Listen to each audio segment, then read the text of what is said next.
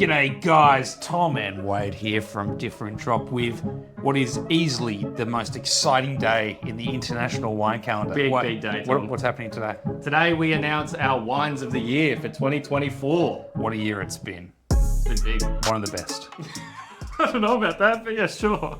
Yep. It's been a year. It's been a year. And there's been many great wines coming through DDHQ this year, and Wade, somehow we've narrowed it down to our wines of the year. So for those at home watching, the criteria for our wines of the year. Yeah. So the wines, these are wines that have to meet two criteria basically. They've got to be some of our best selling wines, like very popular with our Different Drop customers, and be wines that we just fucking love. Absolutely. Yeah, so we gotta love them as well. Yeah. We've got some absolutely ripping wines today, Tom. They are so good. I mean, I should hope so. It'd be a bit underwhelming if our wines weren't absolutely ripping wines. Yeah. But they have to meet both criteria. So there are wines that we love that we haven't sold much of. There are wines that have sold very well that we don't necessarily love. Yep. We love all the wines we sell, but you know what I mean? Like, they're not like our favorite Yeah. wines.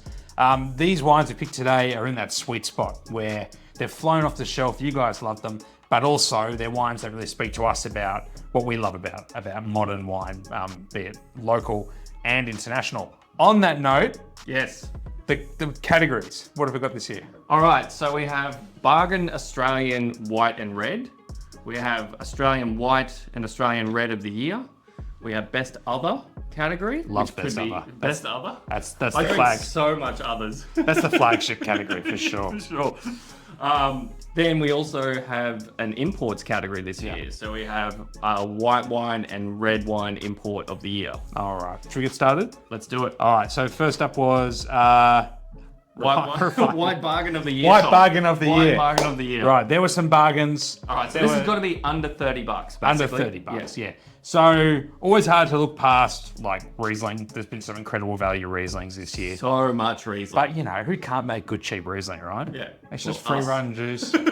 We could do it. We could do it. Probably could actually. So we've gone for something a little bit different because I think this is quite remarkable to have a wine of this ilk at the asking price, which is just $25 a bottle. And the bargain white wine of the year is the Yangarra Estate Blanc 2022 vintage from McLaren Vale in South Australia.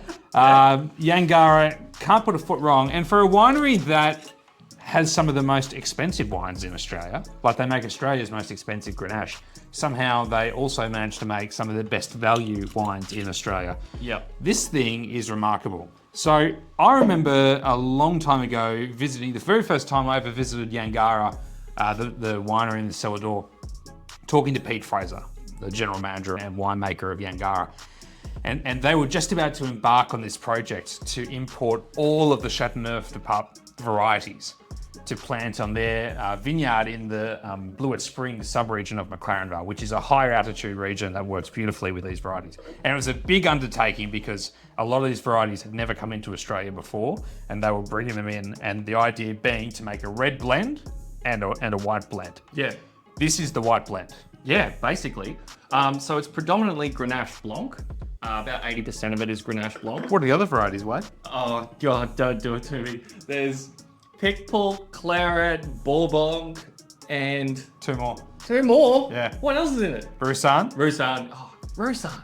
and of course Shiraz. No, not Shiraz. Grenache Gris. Grenache Green. Grenache yes, Gris. yes. So, but you're right, predominantly Grenache Blanc, which I think is a fantastic variety from McLaren Vale. For those that aren't super familiar with Grenache Blanc yet, there's more and more producers in the Vale making wines from that variety, either blended or standalone, and they're very, very exciting wines. This is blended up. Now, Yangarra make a more premium version of this, the Overtelly Blanc, which goes into ceramic eggs to ferment, and it's a lot more powerful and textural. This is made with mostly free run juice, mostly in stainless steel, aged a little bit in older oak for a little bit of texture, but there's no oak fermentation, not a great deal of like lees, stirring or any other winemaking techniques. So it's a fresher, more savory, delicate sort of style. Yeah, but like because it's 2022, it's actually had a little bit of extra time in bottle. Yeah. So the textural development of this wine over the last 12 months has been really, really interesting. So it's kind of It's hard to sort of describe the flavor profile because it sort of sits in like a sort of stone fruit and kind of like almost like saline sort of character. Yeah. Like it feels like fresh and zippy, but it's got this lovely, beautiful softness about it as well. I really love this wine. Isn't it interesting? It's such a cool, interesting drink for 25 bucks. Lots of little like savory nuances to it as well. Yeah, it's got like a bit of grip. Yeah, like a little bit of phenolics. Aromatically, as is pretty typical for these varieties and Rhone Valley white blends. It doesn't give a great deal of florals or extroverted aromas. It's kind of more savory, but then the palate, textural, quite round, quite really coats the palate. And then it finishes quite zippy and fresh. And again, with those sort of savory umami kind of notes. It's a fascinating wine. Totally. I'd like, if you're a Chardonnay drinker, I think you'd still love this. But also, if you're more of like a Riesling or a, Sauv Blanc, fresh, crisp white wine drinker, I think this still sort of hits in that sweet spot as well. It's like a really good each way bet. Yeah. From the great 2022 vintage. So they've been blessed in McLaren Vale and many parts of Southeast Australia, 2021, 2022, and 2023 being consecutive La Nina vintages. Cool years, good rains over winter and spring, nice, cool, even growing season. 2022, the wines all have intensity, but there's a freshness and a purity to them as well, which is a bit of a hallmark of the season. And they've nailed this. They've been making it for a few years, but this is the release that's taken it to another level. Lots of great reviews, picked up a trophy for something. Yeah, it was like a Nick Ryan's top 100. Yeah. But more importantly, it's our bargain of the year. More importantly, forget Nick Ryan at the wine front in Halliday. Different drops. Bargain of the year. Absolutely. And a bit of a no-brainer. Like, we kind of circled around a few different things, didn't we? Yeah. There's a few. Riesling was the obvious one. I'm like, that's boring. We've done that before. Everyone knows Riesling's a bargain. This thing, for that kind of pedigree in the wine, all organically and biodynamically grown fruit, I'll add as well. The care and the blending and the craft that's gone into that. Very versatile and sits on the shelf at around 25, 26 bucks. And importantly, I think another reason why I thought it was good opportunity to give it to this is because this is kind of like, next generation Australian white wine. Like this is what we're going to be growing more of, making more white wines in this style over the next sort of 10 to 20 years. Because you can't grow Chardonnay in McLaren Vale. Well, not good Chardonnay anyway. Yeah. But you can grow this and it's absolutely kick-ass. So, yeah. Between these kind of Rhone blends and then Italian varieties like Fiano, Vermentino, and Zolia, etc. That is definitely the future of white wine making in our warmer regions. Totally. Like McLaren Vale, like De Brossa, etc. So anyway, 25 bucks. Bargain. Get a bottle, check it out. This thing is awesome. God, it's been a while since Yangarra's won anything, isn't it? Do you reckon Pete Fraser would if we sent him a trophy, do you reckon he'd put it up next to Winemaker of the Year or something? Absolutely he would. Absolutely he would. We should totally get awards made. That's so funny. Yeah. Awesome. All right, guys, bargain of the year. Let's keep rolling on to wine number 2. Cool. Let's do it.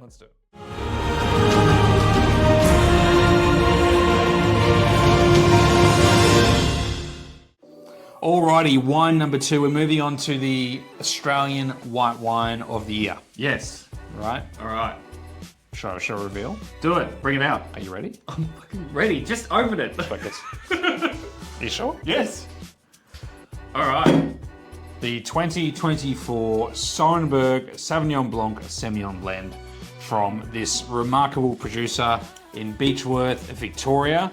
There's a lot of wines we could have awarded this. Chardonnay. So many Chardonnays we almost picked. Chardonnays. A couple of Rieslings, some Semillon we tossed up as well. Yeah. But this is this is one of our favourite white wines every year. Yeah. But this year, I just think over the last couple of vintages of this wine, it's been a little bit grassy and a little bit spicy in that sort of more jalapeno-y sort of spectrum. Harsh judgment. Just I still love it, but it's sort of greener vintages. But this year, in 24, it was a slightly earlier harvest than usual. It rained quite a lot early, and then it got warm late. And so you got real rush, so you get beautiful ripeness, but there's still so much zip and freshness to this wine as well. Yeah. Absolutely ripping drink this. So, very, very briefly, Sorenberg, one of Australia's great producers, and certainly one of its most loved small kind of artisanal producers. Founded in the mid-1980s by Jan and Barry Morey in a small little 3-acre vineyard in Beechworth. on beautiful granitic soils, altitudes, I don't know, about 550, 600 meters. It's a really special little pocket of the region. The care and love that goes into all their wines is really something else. Certified biodynamic. They don't make many wines. They don't make many of any of the wines either. Yeah. This is also the beauty of 2024. We actually have a little bit of the wine for once. Yeah. Like so we could actually offer it out to our customers. Yep. And it disappeared because those that know. When you get a chance to buy Sorenberg, you don't hesitate. The wines are beautiful and they age remarkably well as well. So Australian Sauv Blanc Semillon doesn't really get any better than this. There's probably this and Cirillo are the only two. Maybe Coleraine in a really good year. But the elegance and finesse of this wine in 24 is absolutely stunning, man. It's a beautiful drink right now, but that's like a 10, 15 year wine, hey? So the exact blend, it's 75% Sauvignon Blanc, 20% Semillon, and 5% Sauvignon Gris as well. All off the one vineyard. Fermentation's 100% barrel ferment. Not that you really sense it on the wine, because the fruit power and the acidity is so intense. Yeah, but you can sort of feel it. Like that little bit of extended lees contact that this gets in barrel, it really gives it like a sort of supple, velvety sort of textural feel. Yeah. So it's not just primary, bright, juicy fruit. It's got this beautiful savory back end to it. And it's just really Moorish, man. Like, You know, some years you look at this and it's got all those components, but you feel like they need to come together and they need to age in the cellar. This is just immediately charming, isn't it? To drink right now. There's a cuddliness to it, and a subtle kind of creaminess, and then just this wall of fruit. Finishes clean, got all these really subtle little kind of herbaceous accents as well. It's a fantastic wine. Yeah. I just, it's a little gem of the Australian wine industry, this wine, and it's like, it's not a big ballsy Chardonnay, it's something a little bit more delicate and subtle than that, but it's just absolutely gorgeous, so. Yeah, awesome. Again, congrats to the Sorenberg team. Oh yeah, I'm sure to Barry and Jan and Cara and everyone there. This will make their year. Could not give a shit. This will make their year. So we'll take another pallet of this, thanks. Yeah. Really appreciate that. Now guys, Sorenberg, white wine of the year. Obvious choice. Easy. Let's keep rolling.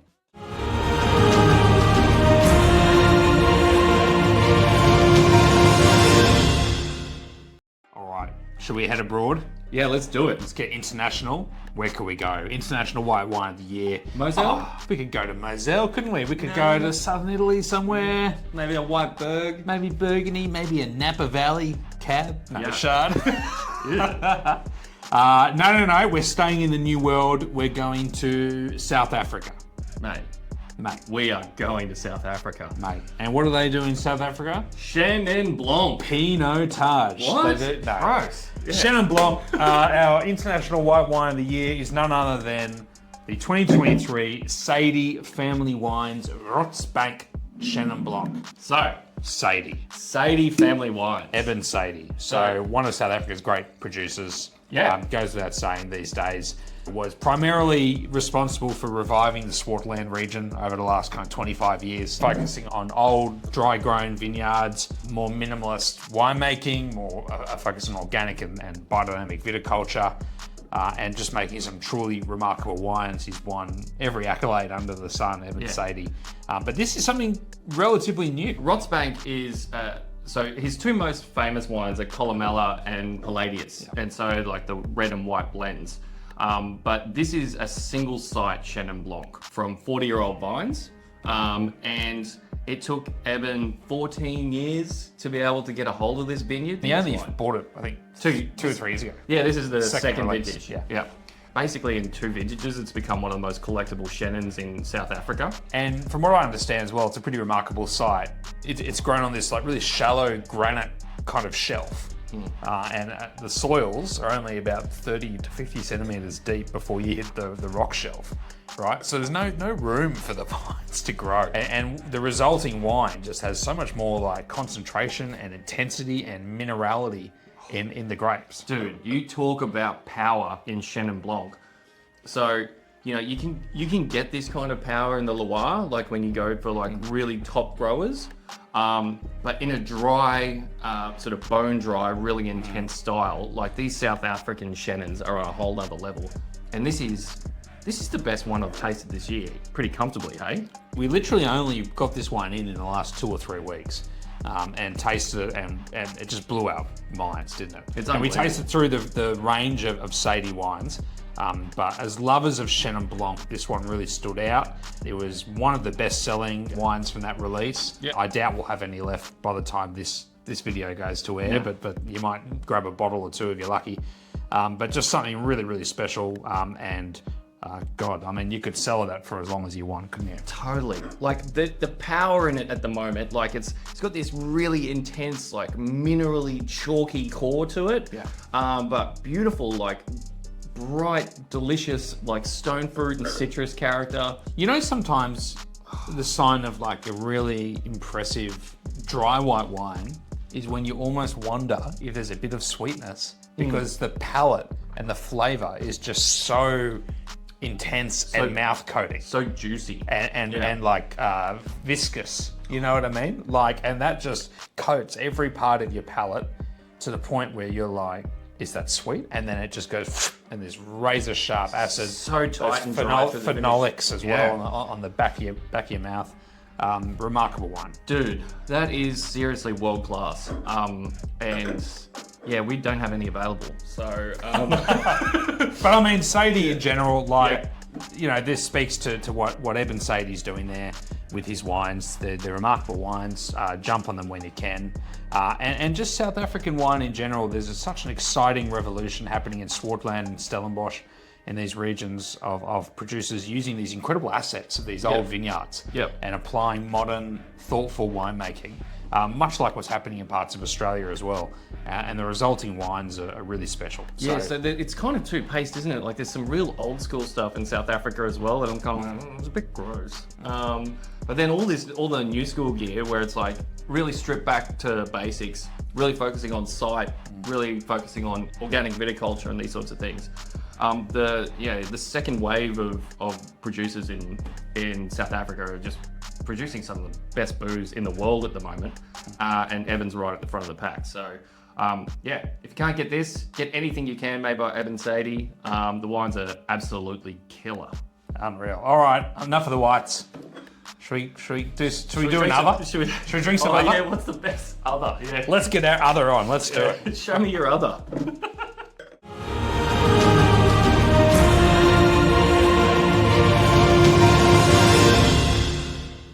So Wade, best other.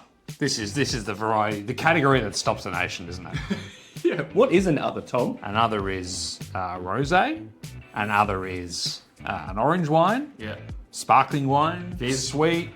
Fizz. Fortified. Anything that's not white or red. Yep. Right? And we're probably not being particularly fair by just lumping them all into one category. No. But maybe one day we'll be able to have more categories at the DD Wine Awards. 72 wines on for the different drop awards. All right. Now, I remember when we did, earlier in the year, we did a video on our predicted trends, wine trends of 2024. What the hell do we say?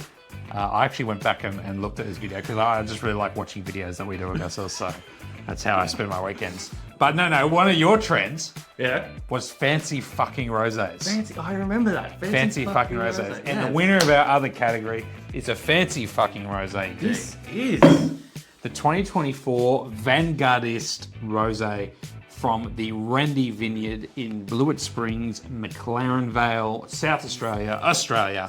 Jesus. Yep, gone full hog. The world. The world. The world. So, the mate- fanciest fucking rosé on earth. Made by Mr. Michael Corbett of old gnarly bush vines. As Nick Ryan described him recently in a review, one of my favourite ever descriptions for a winemaker, as a brilliant, belligerent barrel of a man. He really nailed that. Just nailed it. Absolutely nailed it. I know. Corbett's an incredible winemaker, a passionate caretaker and grower of the Rende Vineyard in McLaren Vale, makes wines from the Clare, from the Adelaide Hills, from Burgundy, from God knows where else, and just a real talent. And this is a new cuvee in the Vanguardist range, and it really blew our minds because What you need in great rosé, in my opinion, is you need freshness, right? First and foremost, it's got to be refreshing and zippy and clean the palate. But the great rosés have that little bit something extra as well. Yeah. That structure. Tension. And this manages perfectly to straddle both of those things. Mate, I am a super freak when it comes to rosé, and this was my favourite rosé this year, favourite Aussie rosé by a bit actually. And it's because it does everything you said there, but it's pretty, but dead serious. Like it's got savouriness, it's got real structure. So I think it is in that similar sort of mold of like a really delicate sort of bandol almost. Yeah, well, or a more serious Provence, a la Closer Bon. I really think of Closer Bon when I try this wine. And I think we spoke about this before and you didn't necessarily agree with me. No, because I see it though, because it's got that prettiness, Yep. but then just that extra savouriness and tension as well. I know what you mean. I always see there's this real nuttiness about Closer Bon, like it's almost got like a flory sort of character to it. And it's like this, but I know what you mean in terms of like it's got bright pink fruit. It's kind of bit deceiving. Citrus. It's deceiving. It's like a little bit isn't it? Negroni-esque. Yeah. Like it's got a little bit of an orange peely kind of thing going on. You taste it and you smell it and you look at it and you think it's going to be pretty, Provence, delicate, and then you taste it and there's just so much more going on in the palate. And this kind of does the same thing. Like to look at it, to smell it, you think it's just going to be this lovely, pretty Grenache, Syrah, Rosé, and then all of a sudden, like it just kind of builds on the palate. Yeah, you know what? You know what great rosé is? It's when you can... Tell me, Wade. It's when you can like sit down and taste it, smell it, analyze it, talk about it intellectually, but really you just want a fucking schooner glass of it, like, and just want to drill it. And that's what this wine is, hey? Like you can... For our international viewers, a fucking schooner glass is what we serve our beers out of in the great state of New South Wales. Yeah, but it's just damn delicious, man. And and he's for a belligerent barrel of a man. Brilliant belligerent barrel of man. This is a very pretty, delicate, refined rosé. He would swallow a schooner glass whole of this, I reckon. Michael Corbett. Yeah. So anyway, should we talk about how it's made? Nah. Rende Vineyard, Blewett Springs, in the most esteemed flagship part of that Blewett Springs sub-region. He's been looking after that vineyard now for a decade or so. It's Grenache and Shiraz, fermented in a combination of stainless steel and concrete, aged on lees, and he's a master craftsman, Corbett. Yeah. He's got all those pretty aromatics and freshness, but tension and structure there too. It's a fantastic rosé. But this is meant to be absolutely annihilated over summer. And we shall. And we shall. Our other of the year.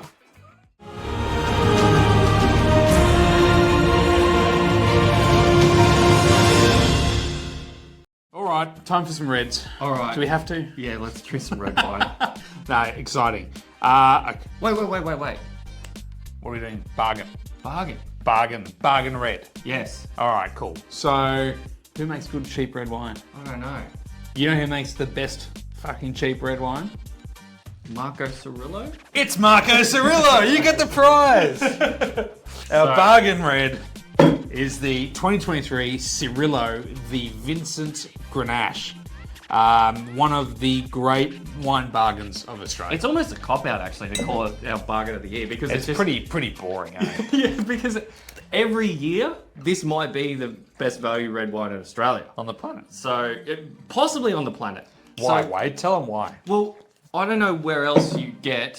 So the vines that go into this were planted in 1901 and 1906. Yeah, his young vine material. That's yeah. And in 23, there's actually a little bit of declassified fruit from the 1848 plantings. Yeah. So like 170-year-old vines going into a $24, $25 bottle of Grenache. So for those that aren't familiar with Cirillo, Marco Cirillo and his father Vincent have looked after this vineyard for the last 3 or 4 decades. It's the longest continually growing Grenache vineyard on the planet, going back to the 1840s, Which is crazy. It's crazy.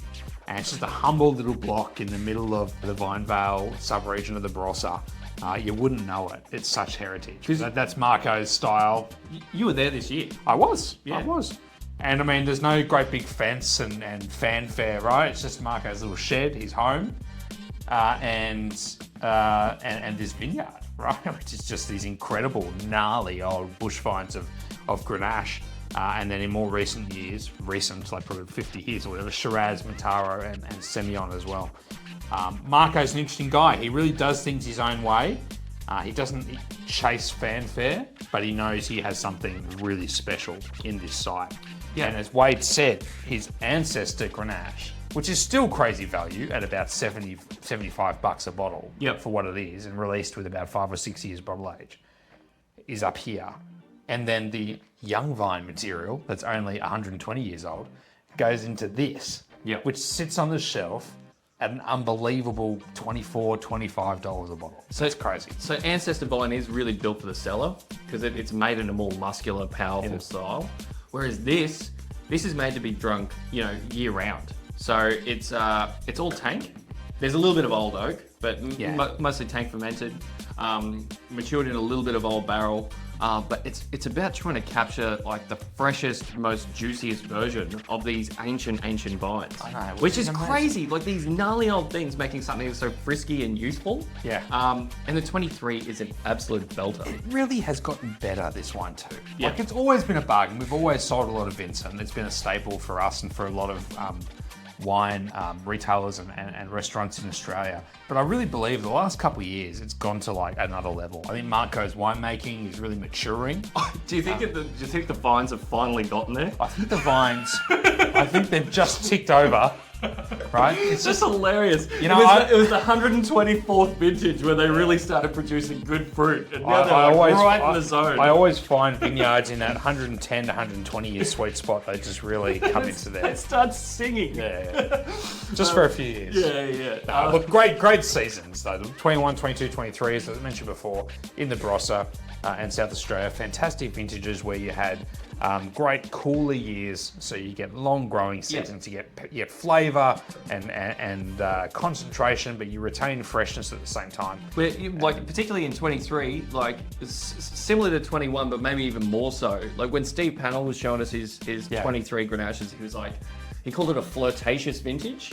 And I'm like, Steve, that's such a great descriptor of these 23 reds, right across South Australia, right? And this Grenache, it's spicy, it's floral, it's really rosy, but it's got like a really delicious, almost Szechuan pepper kind of spice to it. But it's playful, isn't it? Yeah, it's just fun. This modern Australian Grenache movement is really picking up steam in the last few years, and this is a great place to start because it's bright, it's approachable, it's accessible, but still has power and density as well. God damn, you could drink a lot of that, hey? I have. Yeah, me too. All right, bargain of the year, no brainer, Cirillo Vincent. You can't go wrong with this wine. Should be a staple in every wine cellar in the planet. Yep. Particularly in Australia. And all right, we need to keep moving, mate. Yep, red wine of the year. Aussie red wine of the year, let's do it. Let's go.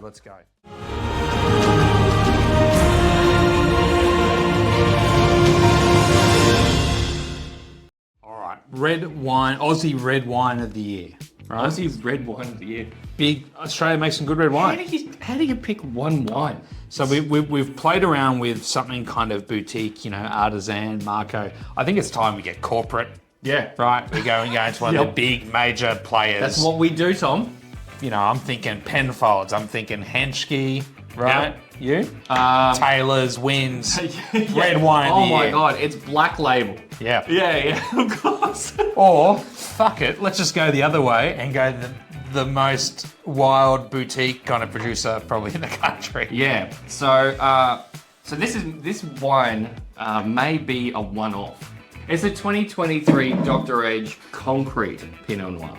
Yeah. So who doesn't love a bit of concrete? Who doesn't love concrete? So many of you will probably be familiar with Dr. Edge because we love him and talk about him all the time. And Peter Edge is one of the great characters of the Australian wine industry. But this wine was kind of dredgy at his geeky best. So He's a secret geek, isn't he? yeah, he's not a secret geek. He is just a nerd. Well, no, but I mean, he'll get nominated for Australian Winemaker of the Year and rock up and do the photo shoot in full drag. Yeah, that was all time. Right? Yes. Like we did an Instagram live interview with him during COVID, right? We did a lot of winemakers, right? With heaps of people watching at home, and it pops up with Dredgy. I'm expecting him in the winery, you know, well dressed. He's literally in his underwear on his bed. very seductive too. He was It was hard for me to concentrate, but you know, we got there. That's Dredgy to a T. But underneath that is a bloke who has made wines all over Australia and internationally, especially in the USA. Incredible experience making wines for some very big, prestigious producers, and a geek, a guy who loves experimenting, who loves tinkering and moving the dial and trying different things. And as Wade says, this is a perfect example of that. 2023. So basically, he makes the Dr. Edge Tasmanian Pinot, which is 70 Derwent and 30% Tamar. Tamar. Well, that's this. So I imagine it's the same. It's the same blend. Yeah. So basically, what he does is like with this wine, he split out a certain component which is only fermented and aged in concrete. So all the barreled stuff went to the usual green label of this wine. And this one concrete block, I saw it this year because I went down there and checked out his winery. So it's a block. It kind of looks like the Death Star. Like it's this solid black concrete. I've got a photo of it. I'll put it in the edit. But it's like, yeah, it's pretty gnarly looking and very, very cool. So this one portion only saw concrete. So essentially, this is like the purest mainline version of Tasmanian Pinot that Dredgy makes. Untinted with, it was unsulfured up until right up until bottling. It's natural wine, but the prettiest, purest, most articulate version of that you can kind of imagine. The reason, I guess, naming this for our red wine of the year, right? We love the intent behind the wine. So, firstly, incredibly popular. Like this flew off the shelf. Hey, this is one of our top 2 or 3 best-selling Pinots all year. Secondly, for us, this really represents what modern Aussie Pinot can do so uniquely. Like, we're not trying to replicate Burgundy. No. We're not trying to replicate Oregon or Central Otago, right? We can make these gorgeously pure, red-fruited, delicate, aromatic, spicy styles in Australia, in the Yarra Valley, in Mornington, in Tasmania, that really do hold a unique place in international Pinot, I think. Yeah, and what's so interesting about this expression of it is that you know you're only getting tannin and structure, which there's heaps of, just from the grape itself. Yeah. So it's not like this artificial thing that you've introduced through oak, where you're sort of propping up the wine. It has to kind of like do it on its own merits. Yeah.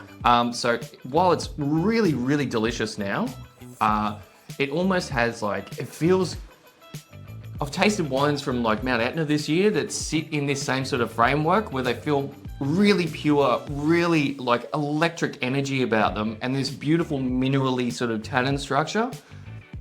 And it doesn't taste like Nerello Mascalese, but it tastes like Tassie Pinot. But it has this... It kind of could though. Yeah, it has like, this like Italianate Yeah. kind of structure to it, I reckon.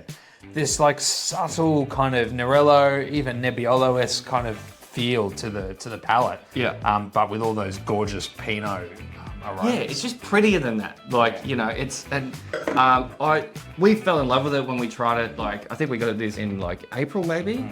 And I've had 3 or 4 bottles throughout the year, and each one I'm like, God, this is fun. Yeah. It's like a fun, premium Tassie Pinot. Yeah. And yeah, it's just bloody delightful. So good. So I don't know whether he'll do concrete again, but it's a component of Dredgy's winemaking, and always fun to see what the great man's doing. I think he is doing, well, he's doing it again because I tasted the 24 in barrel when I was there. But he might blend it. Yeah, so he is going to blend it. So I think this probably is going to be a one-off release. Yeah. Red wine of the year. Get it while you can. We've got a couple boxes left. Did we just pick like the most niche record? I didn't really. Now we're talking it out. I'm like, as a red wine of the year, this is very, very niche. Fuck it, why not? Yeah. We love it. It's fucking awesome. I'm into it. These are our awards, mate. They are our awards. I don't care what anyone else thinks. Yes. We love the wine. You loved the wine. Yeah. It sold its hat off. And I think a red wine of the year, and Dredgy's a very worthy recipient. All right. Should we go abroad? One to go. One to go. Oh my God. It's been pretty It's epic. good too. I can't believe you're going to take this home. Yes. All right. Let's do it.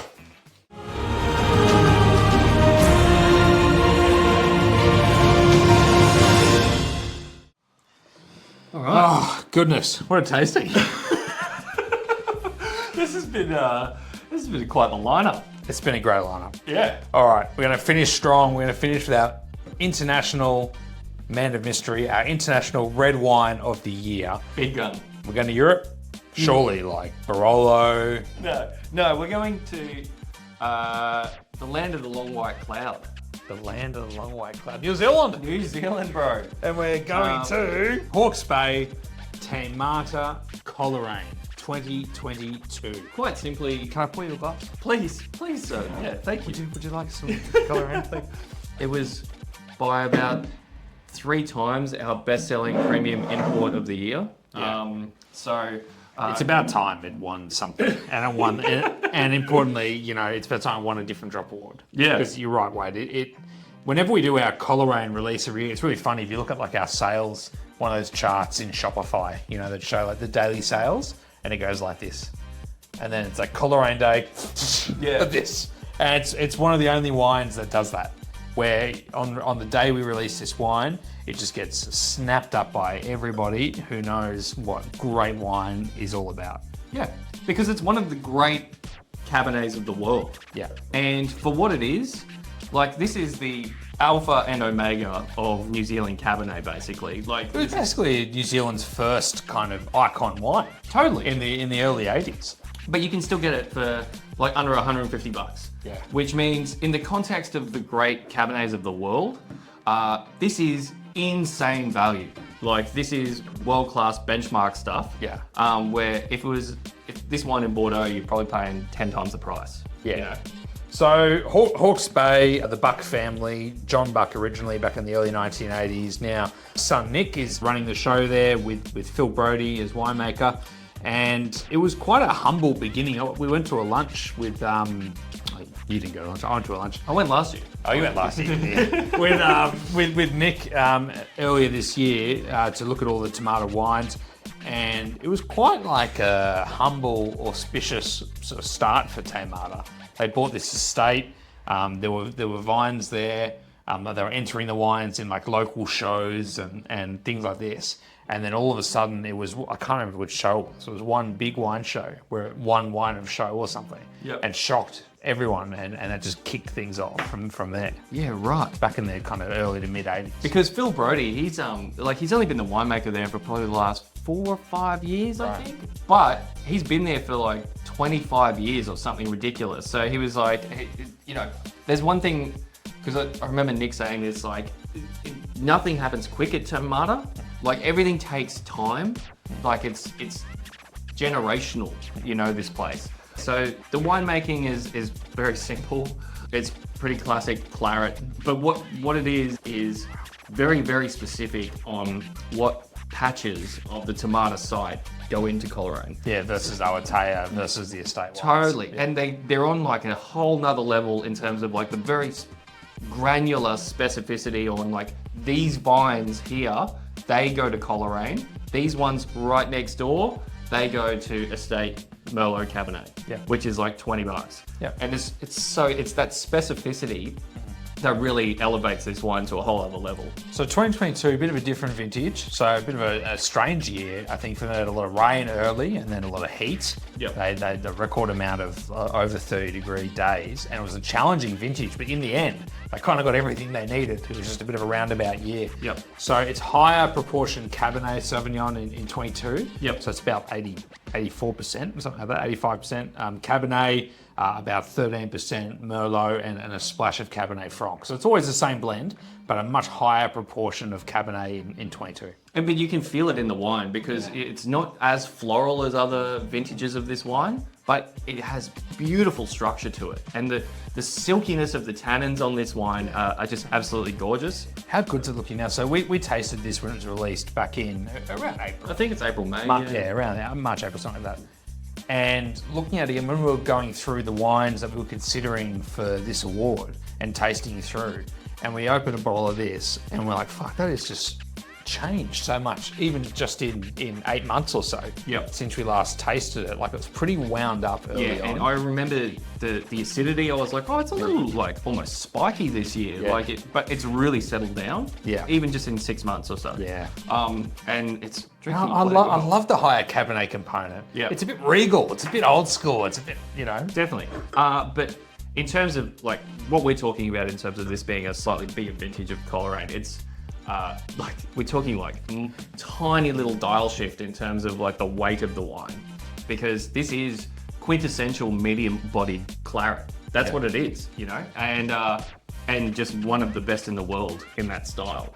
I love this wine. I buy this every single year, and in Australia, you're talking like Mount Mary Quintet, Cullen Diana Madeline, Yarra Yering, like these kind of wines.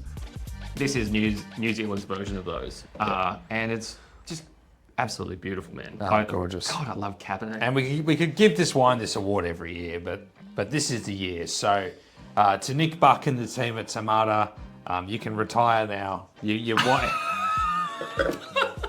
I know you've been wanting this gong. I know you've been wanting this gong for some time. Yeah. You finally made it. Congratulations. That's hilarious. We'll send you a trophy of some description. We have to get trophies, mate. That's so dumb. Oh. All right. Wade, that brings us to the conclusion of our Night of Nights, the different drop wines of the year in 2024. What a lineup.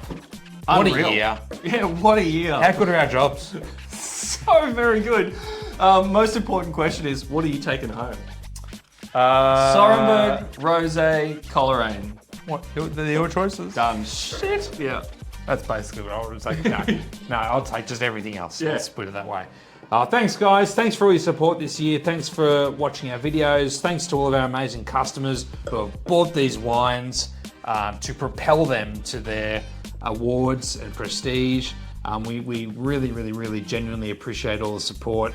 Please comment on your wines of the year. We'd love to know what wines you guys have drunk throughout 2024. Tell us what a terrible job we did at picking our wines. Please, because we're just winging it. We have no idea. Some of these are still available for sale, not all of them, but some of them are. So we'll leave links below for you to check them out if you want to try them. And if you're not already, subscribe to our channel. We're really trying to grow that channel. Like the video, but comment. We want to hear your thoughts.